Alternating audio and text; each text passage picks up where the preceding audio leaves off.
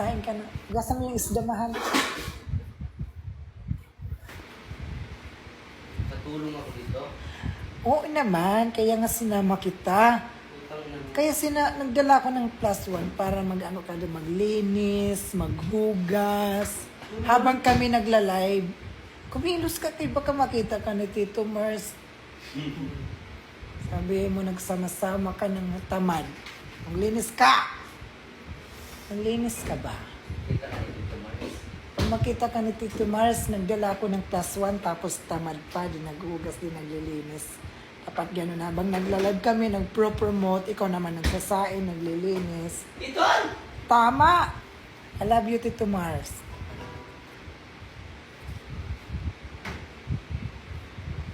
Diba? Diba? Ayan, Tito Mars. Ayan. Tito Mars, ayan yung dinala kong +1. Masipag, pinapaglinis ko, pinapagluto, pinapagmap.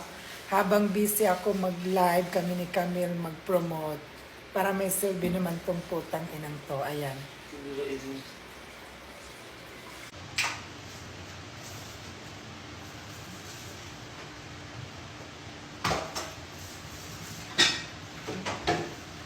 Guys, up kay Maring Camille. Baka dyan.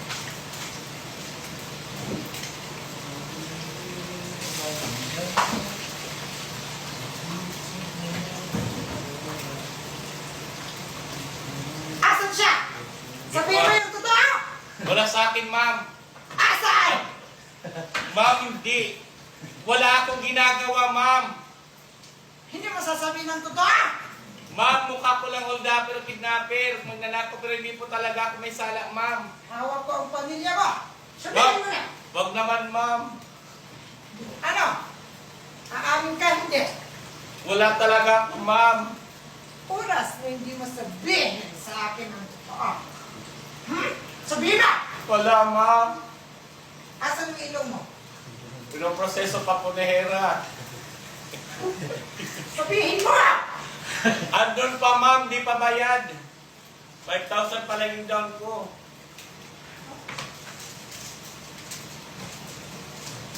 Sige! Dali na to sa cremation room. Wag, ma'am. May pamilya akong binubuhay. Ma'am, wag. Walang putangin naman tumayo ka. Ah, Aray, ma'am. gasahain yan. Kung may papatol.